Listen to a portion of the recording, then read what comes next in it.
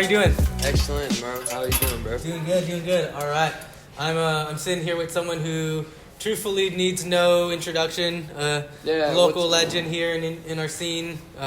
Some can say right now, really the glue keeping it together. Man, organizing all the alley cats, all the bike jam outs. Just doing good shit, keeping our community together. Right on, dude. Well, how you been, man? Dude, been doing all right. Been pretty busy. Work a few different jobs. My main thing, I work at Spots, the gardening center, you know? Okay. Gardening company, not a gardening center. They deploy the gardeners to the gardens. It's a landscaping company. Yeah, so I do that, but, it snowed today. So ground is a little bit cold, a little bit frozen, so that's starting up here in a few weeks. So right now, things are going good, man, but I'm working at freewheeling a couple of days a week in the bike shop, messing with some mechanical things, and I'm delivering for Cluster Truck and deliver for Jimmy John's today at lunch. Okay. So that's about it until the gardening picks back up. I'm zooming around here on town. I'm getting ready for his Alley Cat April Fool's Day Alley Cat, which is coming up here. That's the second one. First Alley Cat I threw was last April Fool's Day. So this is the 1 year anniversary of the bike foolery. Except let's see, yeah. So busy, man. Busy, staying alive, staying ready for battle. You know, just hanging out. Yeah. How are you? How are you, dog? I'm good, man. You know, nice cold weather day in the shop, and had some good foot traffic, and just got some repairs done and some cool little retro builds that we're working on. So good fun day. Wicked. Yeah. I see these. I like these. Yeah, we got some cool stuff in the stand right now. Cool little. One's a Tokyo bike, so it's a 26-inch road wheel. They were kind of designed to be a little like more for people who had trouble fitting a traditional geometry bike. Nice. And then the other one's kind of what we would call randonneur adventure bike. Yeah, that's an adventure bike, bro. You're ready to do some stuff, man. Yeah, so it's got big old cushy tires, pretty smooth. We're also having some treading on it, and then racks, fenders, all the good stuff. A lot of really beautiful components. This guy's had the bike for a while, but is like a lot of us is a ultra bike nerd. And when you get to be an ultra bike nerd, you kind of start to think about some of the parts to make your bike, function better, but also give it that little bit of beauty to it. So he's going through the process of doing that. And, he's going through it, man. Yeah, making the custom fit. Yep, making everything custom about it, so that's great. All right, so that's enough about shop stuff for now, but let's talk a little bit more about you, about who Will Kirby is. What's up, dude?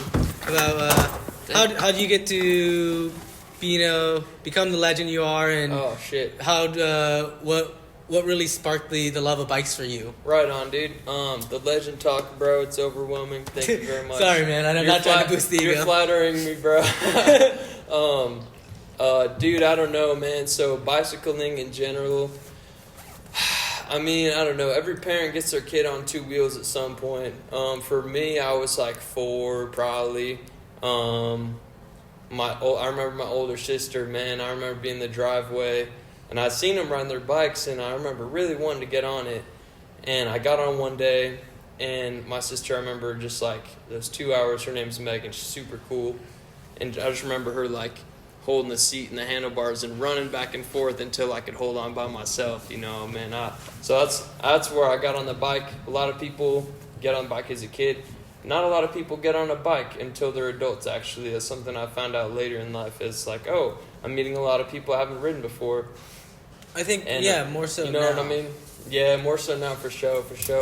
But let's see, really just neighborhood riding kid, man, until we moved downtown when I was 11. Where did you guys live prior to that? Dude, we lived in Greenwood for a few years. Okay. And so it was just like not the best place to ride your bike. I mean, dude, yes and no, but also I had so much fun. It was like the bicycle was the freedom, like the parents, they're like, all right, get out the house, or we want to get out the house. And the bicycle takes you wherever, I mean, we got 4 conjoined subdivisions, and so it's like you could ride between them. You go to a little spot, get some candy, soda from that vending machine, or you just go to the cornfields, you know. So I really loved that. There wasn't a lot to go to, but it was really fun, man. But coming into the city, man, I'm like 11, 12, you know. I ride my bike to school every day for like 7th, 8th grade, and then every day for high school I ride my bike to school, riding after school, you know. Me and my friends, all we did was ride bikes. I just had a couple homies, and it's funny because like we go to school downtown, we ride bikes downtown, you know. I go to Heron, and I live a few blocks from Heron, so we're just riding. And all of high school, you know, I graduated 2019, and so those years I'm riding with my friends and we're downtown, and I remember like seeing all these people with cool bicycles, you know, the messengers or whatever. I don't know who they were then. I had no clue what it was, and they're like sitting at the circle doing bike tricks. I remember hiding in the parking garages, like watching, like, who are those people, what are they doing? I'm too scared to go talk to them, you know. Right. Hell yeah. And so like some years go by where I'm riding daily. COVID happens. I end up back in Indianapolis in 2020, and I start delivering on my bike. At this point now, I mean, right now I've ridden a fixed gear without brakes for 10 years, close to 11 years now. And so it's very normal for me now. But like, yeah, back in 2020, 2021, riding for Jimmy John's, delivering, so much fun, man. Yeah, so you worked for Jimmy John's, then you said when you got back to Indy, so you left the city for a little bit when you were kind of in between teens and 20s? Yeah, for sure. So my family birthed, or my mom birthed me when she was living in Hungary. My parents used to live in Budapest in Hungary. Okay. They were doing work there. I was born. And so when I was a teenager, you know, my parents been divorced, so like when I'm a teenager, I'm like thinking about college, what I want to do. I don't really know. My siblings, I'm the youngest, so my older siblings, they all went to college. For me, I see the debt, I see all the different schools they transferred to. I'm not super into it anymore, and I'm thinking high school is ending. You know, I need an internship. I need something where I'm going to learn some stuff, you know, so I go back to the connections that my family used to have from living in Budapest from before, and they know some people that live in Romania. There's some missionaries. There's this carpenter, and this carpenter needs an apprentice. He does a lot of nonprofit work, and he needs help running it. So I'm like, cool, sign me up. I raised some money during high school, and right after my senior year, I go to Romania, and I apprentice this guy, and then COVID happens, and they kick me out. I was supposed to be there for 11 months, and I stayed for 7, you know. Okay. So like that was the gauge of that. COVID happens, I'm back in Indy super randomly. I had just been like, you know, I was living the dream, man. Like I didn't necessarily have a ton of money to spend, but like I'm living for free because I raised money to go. I told them what was going on, and they gave me they funded my trip, and it was an amazing experience. But ended super early. Wasn't the end of the story because I had friends back in Hungary. I had friends in Romania. I was trying to go back and see them, you know. So like so COVID happened. Ended back here. Start delivering. I'm running around. I'm landscaping. I'm delivering. Just doing a hodgepodge of random Indianapolis things. So I delivered for a year, I think 2 years maybe. 22, yeah. Beginning of 2022, I left again because, to be honest, man, I was living here. I was doing things just because I had to. You know, you just gotta survive. It kind of got put in these situations where it's like, well, I'm here, I have a job, you're working until you're not. And so I kind of needed a break, man. There's a lot going on in my life. There's a lot going on just in general, and I was still kind of soul searching. A lot of people say that kind of, I don't know, exploring parts of life, exploring parts of existence that exist out there and that I was familiar with. There's just some wandering that you need to do. You know, For my whole life, it'd been certain. You live where you live, it's certain that you live there, and it's fine. You know, you got a job, family, whatever. It's like, you know, I need to wander some more. So it's about the journey and the experiences and the people you meet along the way. Yeah, no, I was really excited. Like, I was craving meeting strangers and being like not accommodated. You know, I wanted to have some sort of adventure. So yeah, I skipped town again until I was 20 for 11 months, and I went to England first. I was there for a month. I stayed with a friend. I'd met him in Budapest, and so he came and flew. He was hanging out with me. He lived in Glasgow at the time, and so he came down to London, and we hung out for a month. And then I was just hopping around, couch surfing.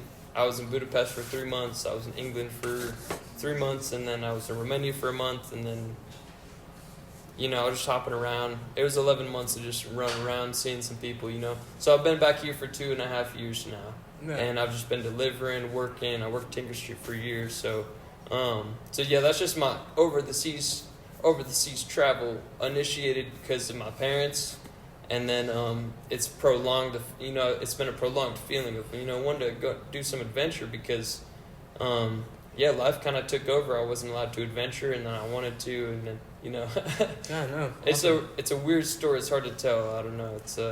There's no time to go do it than when you're young, and you certainly are still very young and have makes time sense. to go do it. So yeah, makes sense. You know, that's awesome. So yeah, and then you get back from some of these great adventures, and you really come back with this fire and this passion, this excitement about the community here, and getting people, exposing people to this awesome way of life that you've discovered and you've carved out for yourself. You start throwing all these alley cats in these races, and it's been insane what, you know, well before the shop was here and what me and Matt have been working on here and doing here and bringing community together.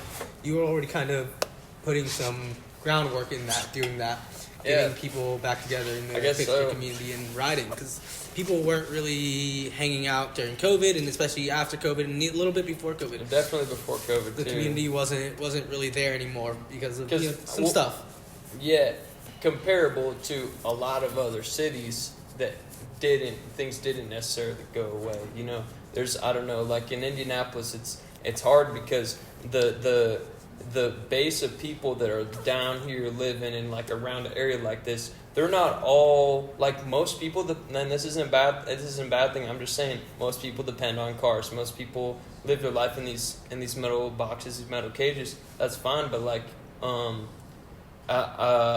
there's not a ton of people that just ride because they have to, because they want to all the time, that are just like hanging out around. So it's not that there wasn't a scene. I felt like I pulled up and I was like, where is the scene? You know what I mean? I kind of felt like there's people there.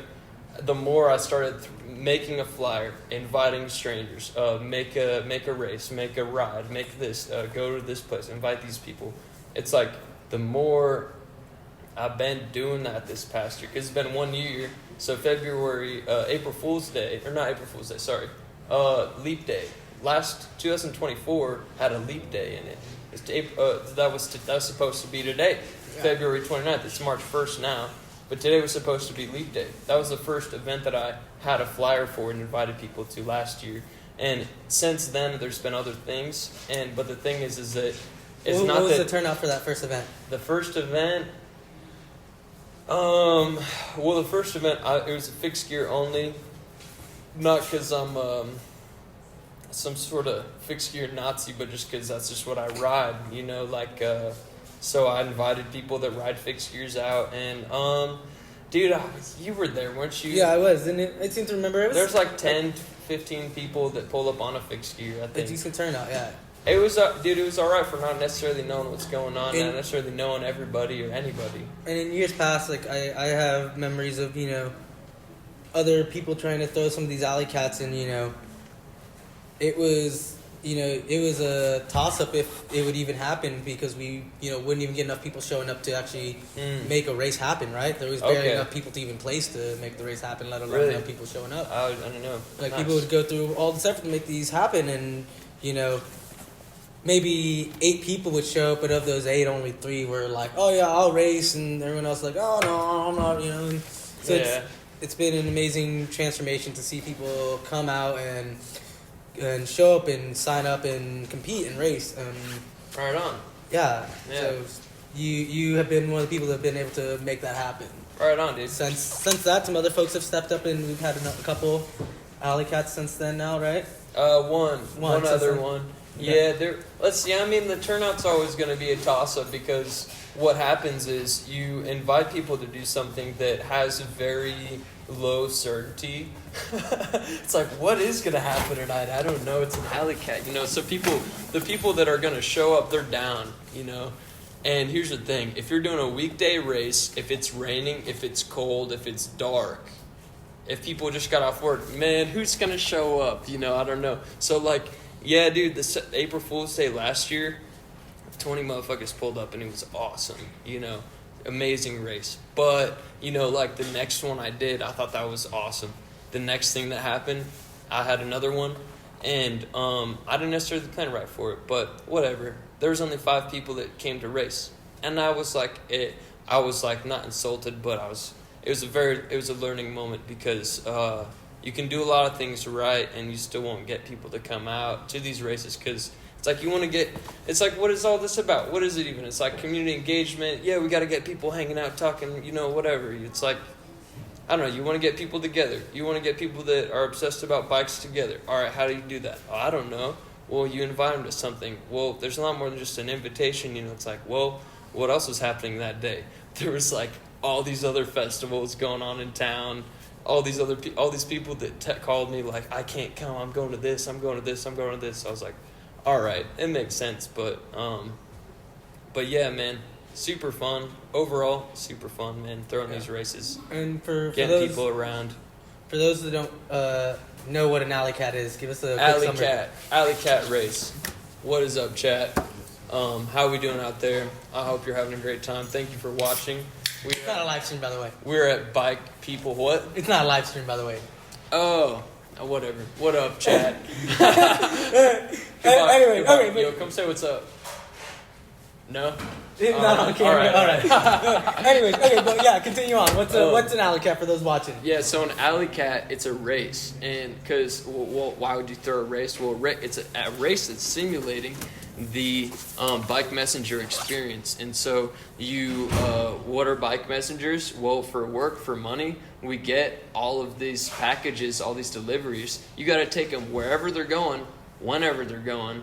And it doesn't matter if you're getting a $1 tip or a $10 tip, you got to take it, So that's what our job is as a bike messenger. So what an alley cat is we'll have these races and it's like you show up, you got to put your bike over there. They'll give you a paper. It's called a manifest. And the manifest tells you all these places you got to hit. You got to go to, 145. I don't know. You got to go to 220 West Washington. You got to go to 115 Virginia. You got to go to 1500 Alabama. All these different places that you got to go to. And you generally, an alley cat, you hit them in any order. You do these checkpoints. That's what you call them. You hit the checkpoints on the manifest in any order usually. Whatever racer does those in the best order, the fastest wins, So that's the alley cat. It's a simulation of a bike messenger's lunch rush. You don't know where they're going to be. You don't know how big the order is going to be or whatever. You don't know how much the tip is. You just got to take this there, now, go, So an alley cat race, it's a good way to get these bike riders that are bike messengers and maybe just excited about riding bikes and excited about the fact that people take things from point A to point B with a package. We get these people to come to a race and we give them the bike messenger lunch rush experience. Yeah, so that's what alley cat is. So you said the first one you threw was fixed gear only. Are they? It wasn't a race. It was just a meetup. It was just a fixed gear meetup. Yeah. Okay, fixed gear meetup. But so are alley cats exclusive to fixed gears?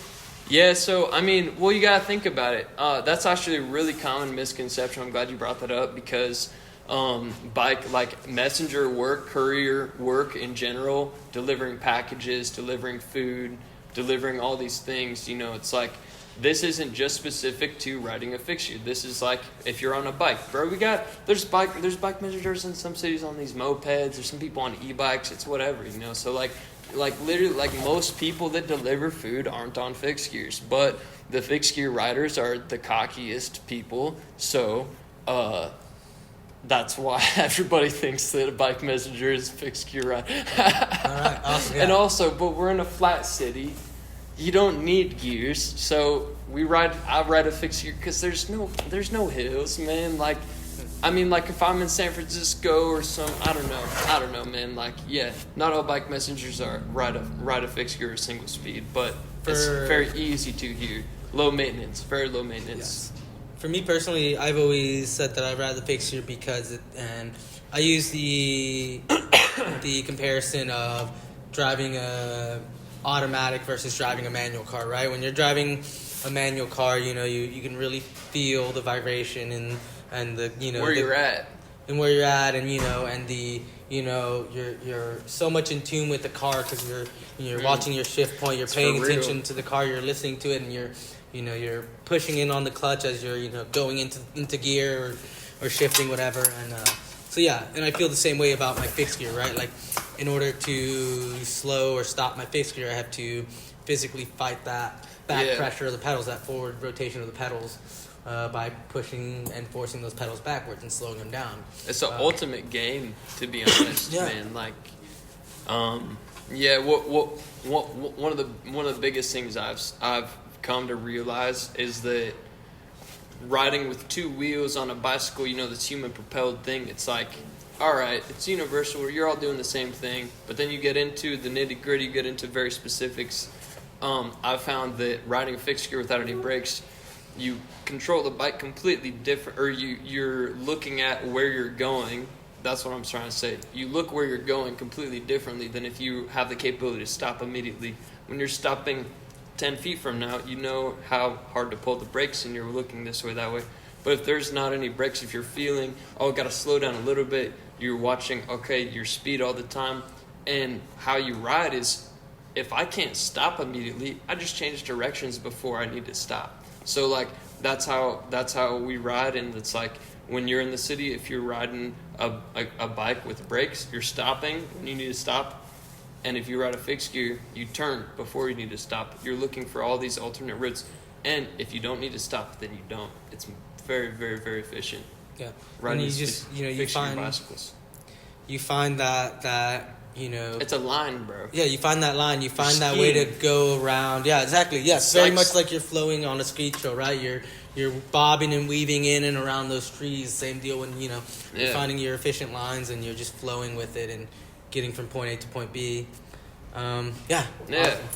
Awesome. Covered that base. Yeah, so that's a fixed gear for you. That's an alley cap for you. What are some things you got going on right now that you're excited about?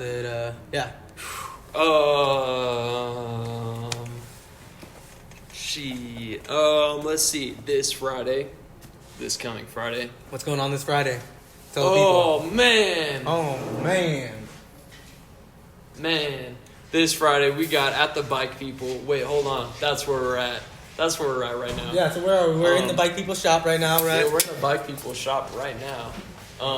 We got, for sure. Oh, thanks, boss. Yo, check this out, chat. Check this out. This next week, this next Friday, first Friday at Bike People. You know what's going on? That's going on. I'll tell you what's up. So what we got going on here? We got the cycling musicians of Indianapolis. Not all of them, but hey, we're throwing a show here at the Bike People, $10 door. And what's going on is we got musicians. We got DJ, MC, singer, another DJ. We got this rock and roll band that's playing, and they're all cyclists. Past cyclists, bike enthusiasts, folks. That's how you ride their bikes. That's how you got into the venues. You ride bikes. So that's what's going on. I'm very excited. But other than that, man, we got April Fool's Day Alley Cat coming up on April 1st. Okay, cool. That's gonna be wicked. That's gonna repeat. Repeat. It's a repeat. I want to make it another installation because we have these certain alley cats that are just thrown annually. We got Monster Mash, Halloween one. We got the Cranksgiving. There used to be the 420 alley cat every year. Oh, really? Yeah, we used to do that one every year. I didn't know that. That was an interesting one. We won't share too much details on that, but no. Yeah, that's a good one. Cool. But yeah, April Fool's Day. I'm just gonna do it again and try and get the next person in line after me to throw April Fool's Day every year. Cool. Because I think I don't see why we don't celebrate this holiday. There's a name for the day, so why isn't there activities? I don't know. And I think an alley cat's the perfect way to celebrate it too. Yeah. So we're doing a bike race. There's going to be a hub. It's going to be on the top of the Virginia Street parking garage. Okay. We're going to have 150 packages. Oh, you guys getting spoiler alerts already. All right, cool. Yeah, this is what's going on. April Fool's Day. Packages. You want to come experience what it's like to be bike messenger, you pull up and you deliver packages for me. Okay. So what's in these packages? Who knows? Weight. It's just weight. Okay, dead weight. So it's just dead weight. It's not cement, but like it's just like no fire extinguishers this year. No fire extinguishers. For those that missed it, somebody got handed a chemical grade like big 25, 30 pound fire extinguisher. They had to carry it the whole race. They were not happy. He wrecked because of it too. We're sorry, Bobby. I'm sorry, Bobby. He was a good sport about it after the fact. Yeah, he understood. Yeah. Oh. But so nothing that crazy, but you will have some weight. Robert is a legend. He's a legend, truly, yes. All right, so that's the April Fool that's alley going cat. on. Oh, so something actually to watch out for that's going on. So in Indianapolis coming up, we got the Red Bull Royal Rumble. That's happening on April 5th. And what's that? Roundabout Rumble. It's a roundabout rumble. You said Royal. All right. Red Bull Roundabout Rumble. I'm dyslexic. So basically, there's this bike race. These cycle champions from all over the world. They're coming to town to race this criterium that's going on downtown. And on Monument Circle, correct? Yeah, on Monument Circle. It's happening Sunday, April 5th. And it's not just the pros. They also have some open categories as well, so some novice can enter. So if you're watching and think that's something that you want to give a try, that's definitely something that's open to you as well. So yeah, no, most definitely. It's going to be cool, super cool. However, if you deliver food, if you're a bike messenger, if you're riding, if you want to be a bike messenger, or you never want to be a bike messenger and you just want to ride like you might be one, come to the Royal Rumble because we're throwing an alley cat when the pros are racing at the circle. So come pull up. We're going to have the hot dog cart. We're going to have all the cargo bikes. We're going to have the tent. We're going to have the flags. We're going to have all the beer, everything. We're going to have a race, a fixed gear race the same time. Or no, sorry. Fixed gear and open alley cat race at the same time as the Royal Rumble. So that's the next race after. It's going to be more nonchalant than April Fool's Day. It's just for fun. It's not going to be a hard race. It's going to be a pull tab race. So that's what's going on. Yeah. So going back, I guess we could probably talk about alley cats all the time, all day, man. But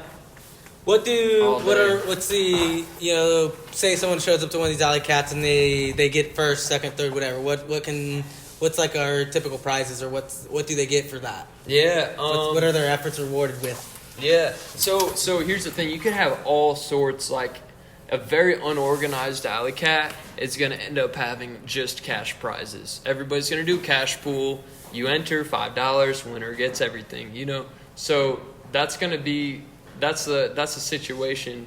But from what we've been doing is it's like I've been emailing. I find these companies. What's traditionally happening with bike races in general is you get these manufacturers, you get all these brands, you get these people sending you stuff. You send them all these emails. You get cool stuff to give to the winners. That's what I want to do. But if it's very DIY, like I've been doing, by the way, I throw these races under Mad Coffee Official on the Instagram page. If you want to go check it out, we got posters, we got videos, all that stuff. But Mad Coffee is what I'm opening this coffee shop eventually. So I'm throwing all these races in the pre-game for the coffee shop. Trying to get people stoked about coming to hang out at the coffee shop and ride a skateboard and a bicycle. But throwing races beforehand to hype it up. So what I'm doing is a little bit different than what a lot of other people do. Well, they'll get the name brands. What they're wearing, what they're riding. The Chinellis, the Fix, all the Retro Gretchen, all the fixed gear brands, all these, whatever. Even like getting Kryptonite to sponsor, like they won't reply to my emails ever, But if I go into a mom and pop's down the street and I tell them everything and I'm like, hey, we ride, we deliver for everybody here. give us some gift cards. Man, the last Alley Cats, I've got some really good gift cards from some local businesses. That's been my main support. I've gotten stuff from out of state, from different companies. You know, I got some good stuff from Trash Bags. I've got some really good stuff from Cali. But I've had mainly who supports it, because I can't just throw a party and pay for everything. I work 40 hours a week doing random stuff, you know. So like, I throw one party a year that I pay for all of it. And you guys, you show up or you don't, and it's a once a year event. Yeah. That's all you get. Well, I'm trying to throw a bunch of parties, but I can't pay for them. So getting these mom and pops, like giving some, like, dude, Futuro gave us a $50 gift card. King Doe gave us a $50 gift card. You know what I mean? Mystery Fun Club gave us a ton of stuff. You know, I got I got some stuff from Amelia's Bread. They gave us a bunch Shouts out. You know what I mean? Like, I'm just trying to get people on board. I'm getting all the local bike shops trying to give us like pedals or whatever for the winter. So that's what it is. We got people out here that I think the next one we'll work out a deal. We'll probably like give you like a service gift card receipt or something. Get a free service. Yeah, if you want to do Free Will's donating a $70 tune-up for the next one. Oh yeah. Well, we'll definitely get down on one of those for sure. Yeah. But yeah, so that's what usually the prizes are. I won a cat eye. It's like a GPS for my bike. The last bike race I raced, I won, and it was a GPS for my bicycle. Okay. Super cool, man. But yeah, that's what's going on. All right, and so, you know, we throw this alley cat, and then, you know, you race after the race. What goes on after the race? Do people just go home? The next race. Well, after the race, what happens? Do people just go home? Yeah, everybody goes home. Nobody parties. Yeah. Yep, no parties go on. Okay, no cool. parties. Yep, no partying here. All right. I'm just kidding. We love to party. Yeah, big party after the race always. So just come hang out. Come ride bikes with us. Come ride bikes. Yeah. So what are some other, you know? There's this thing called the track stand competition. Explain what that is. Oh man. Sometimes goes along with an Yeah, we got alley some cat. games. It's not just like you're right. Yeah, there's all these associated kind of games related to the cycling culture. I don't know, like it's so much fun because the Alley Cat's part of it. That's one game, you know. Yeah, it is kind of a game. Yeah. It's a game for sure, man. And then there's I don't know if you guys seen somebody stand still on their bicycle, you know, balance on the pedals. That's a track stand. And we have these track stand competitions. So, Mo, you won I think it was the December Courier Cycle Assembly. Yes. I had this assembly of the couriers and the commuters of Indianapolis, of the cyclists, and we just rode some bikes and had a bonfire and there were these games afterwards in the track stand contest. You won that one, but yeah, basically you're just balancing, and whoever's leading it will tell you take a foot off, take a hand off, take both hands off, and whoever balances longest wins. We also have another one. It's a little more complicated if you don't see it go down, so I don't want to try and describe it too much and confuse everybody that's watching. But there's this game called Foot Down. And basically, everybody is in the circle, and you ride your bikes in a circle in very close proximity to each other, very, very elbow close, you know, and you're riding around an object. So there's a center point, and you're all circulating around it, and whoever puts their foot down has to get out the circle, and as the circle gets smaller, they close the border. So, you know, there's all these games, you know. A lot of times what we'll do, you just light some fireworks off and shoot them at each other, you know. There's a lot of things to do out here. We don't necessarily always condone that. Yeah. Sorry. You're good. We also, for those of you that were at the grand opening of the shop here, there's also a game called the slowest race. So the point is to be the last person across the finish line. You aren't allowed the track stand, so you have to continuously stay in motion. Those are always a fun one. That's one of my favorites too. That's hilarious. Yeah. Yeah. All right. So we talked to them about the Alley Cats. Yeah. Yeah, man. Yeah, man. Life, Indianapolis, and riding bicycles. Who knows? Outside of bikes. All right. What's something about Will Kirby completely outside of bikes? Sorry to put you on the spot like that. Let's see. Shit. I grew up writing. I like to write a lot. I grew up writing little poems and stories. Every time I don't know, that's been my main hobby, I think, outside. I like to read. Not a super flying fast reader, but I like to read. I like to write. I sing and write in a band, and so that's pretty much, other than work, this past year. I've been in this band for 2 years. It's called Stick Fight. Look us up on Instagram, but we got a show here this next Friday. Got some shows coming. We're recording this album. I'm really excited about it. It's actually a really interesting journey because when you write like a poem, it's very free form. There's many different styles of poems, but like when you're with, like I started playing with these musicians because I'm working in this kitchen. I'm working at Tinker Street. Working in this kitchen. There's a bass player, drummer. We're hanging out. We're prepping the food. They're blasting System of a Down on the speakers, and so like I'm singing along Matt's to it. nodding his head and they're like, hey, come over after work, let's jam. And I'm like, what do you mean? They're like, yeah, you were singing earlier. Just come sing at our house. So like that's what started this segment of the singing and writing. It's weird, man. I've never even told people like, sing in a band. It feels weird because like I'd never. So you had no musical ambition before this? No, I didn't even want. Like didn't necessarily care. I mean, like I'd been singing. I sang in school. I like to sing. I love music. But like it was a very new thing for me. And this journey, creating an album with people that have been in other bands, that have been with other singers. Who've had that structure of composing and writing music, right? Yeah. And so that was new for me, and I was really lucky because the people that I was hanging out with and doing this journey with, they were kind enough to give me the grace of almost the cushion of allowing me to learn and allowing me to take my time writing certain things and singing them. And they're like, hey, it's fine. Like, we'll figure it out. And, like 2 years later, it's like, we figured a lot of things out. And that's something that it's growing now. We got band T-shirts. That's super cool. Cool. But like, where can we find these T-shirts? Oh, dude. So we only have 11 left, and they're getting sold at the Bike People Cycling Musicians of Indianapolis, first Friday, March 7th. All right, so we keep bringing up this at 6 p.m.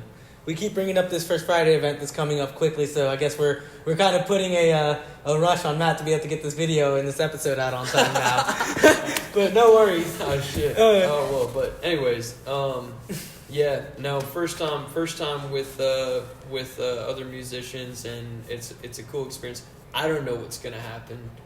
I don't know if we're gonna do anything after this album, but I got other people that are very excited about creating and working on the same project that I'm working on with them. So awesome. That's my main thing, other than this little world that happens when I leave the house. Cool. Heck yeah. And then you mentioned earlier that you're planning a trip back to the other side of the pond, right? Oh yeah, I guess so. Yeah, it's March 1st, April 27th. April 27th. I'm going back to Budapest for 2 months. I'll be there. I'm going for some school. Going to attend this private school. It's a language program, super intensive language school it's like 3 hours every morning for 2 months.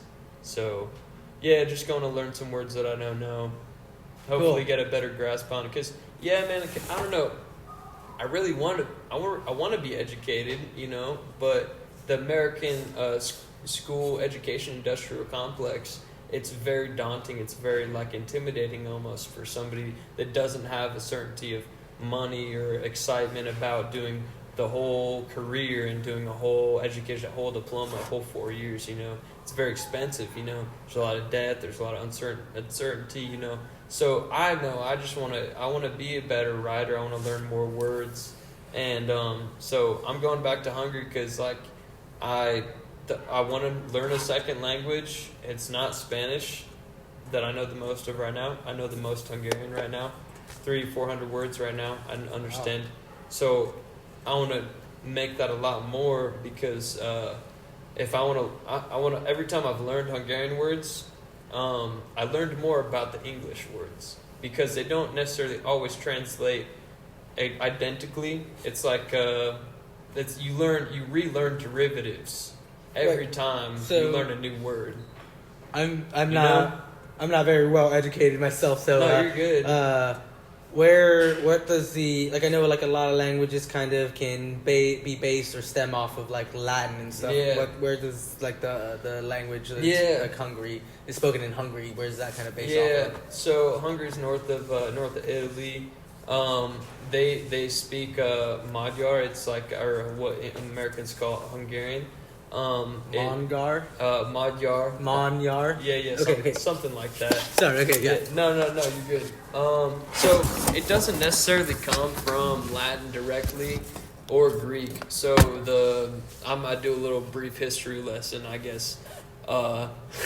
So in the basin that they have there in the land, for hundreds of years, the Hungarians were just in the center, and there's all this trade and things going on around them. They're being attacked all the time from different people. They became very isolated, and they were very, very hostile for hundreds of years against honestly, I don't know, they just weren't necessarily letting a lot of people in, and so they became isolated. They weren't trading with a lot of people. They weren't, they had a war and they were defending themselves, but for a lot of time, there's all this activity that went on around them in Central, Eastern, and Western Europe, and it connected these languages to each other and all this stuff, but they were very isolated. And so time goes by, and all of a sudden you have this pocket that doesn't necessarily have language that mingles with any of the borders. Hungary has 5 borders 5 countries. Okay. And the language isn't like any of those 5 countries, if that makes sense now. So it's different. I probably won't have a lot of practical use for it, other than the fact that I want to know more words in English, so I'm going to learn this other language a little bit and see what it does. Yeah, I don't know. Awesome. Yeah. Cool. Well, we're going on a little over 40 minutes here, so we should get wrapping up. But what's something you want to leave our Substack and our followers with? Advice, something they should experience, whatever. Yeah. Man, that's It doesn't have to even be advice. It could just be something you want them to know about.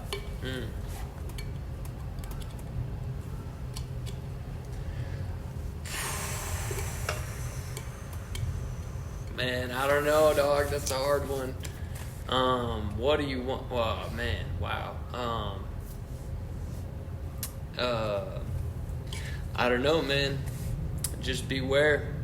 There's a great evil in this world, and it will use every opportunity it gets to steal part of your soul, and you need to beware of this. All right. Look for the light. Look for the light. There's hope. Much love, Kurtz. Hell yeah. Love you guys. Right on. Well, dude, thank you for taking time out of your very busy schedule to come sit in the shop and talk to us. Chat.